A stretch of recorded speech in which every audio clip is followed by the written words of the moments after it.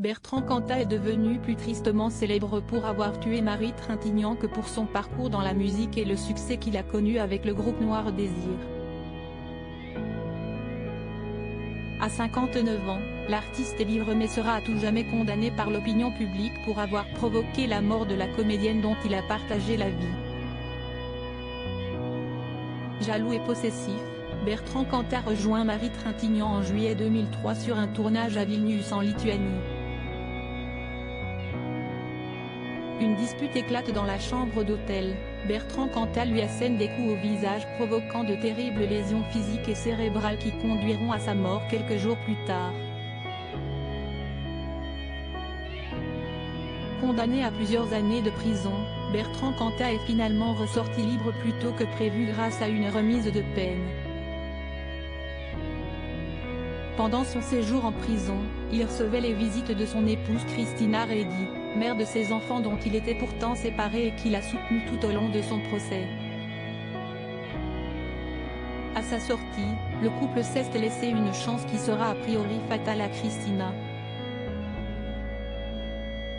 Cette dernière s'est donné la mort en 2010, suicide dans lequel Bertrand Cantat aurait sa part de responsabilité selon plusieurs proches. Ce jeudi 9 mars, Le Point dévoile les extraits du livre d'Anne-Sophie Jeanne, Désir noir publié chez Flammarion, sur l'affaire et notamment la relation qu'entretenaient Bertrand Cantat et Christina Reddy. Une histoire d'amour rythmée par les visites houleuses au parloir d'après un ancien compagnon de prison du chanteur. J'ai assisté, comme les détenus et surveillants, à ces colères monstres au parloir contre sa femme, déclare-t-il. Elle partait en larmes avec les enfants. Il lui donnait des ordres, va m'acheter ceci. Et si elle ne le ramenait pas? Le témoin est formel, Christina était la seule à subir ce genre de comportement, avec son frère ou les membres du groupe qui sont venus le voir au parloir, il était calme, mais avec sa femme, il était dirigiste, si ça n'allait pas comme il voulait, il n'était pas content. Même les autres détenus mettaient parfois le holà, il intervenait, lui disait, « Oh Cantat, ça suffit, calme-toi. On ne veut pas de bruit dans le parloir. » Christina Reddy, à bout le mariage entre Christina Reddy et Bertrand Cantat a duré 17 ans.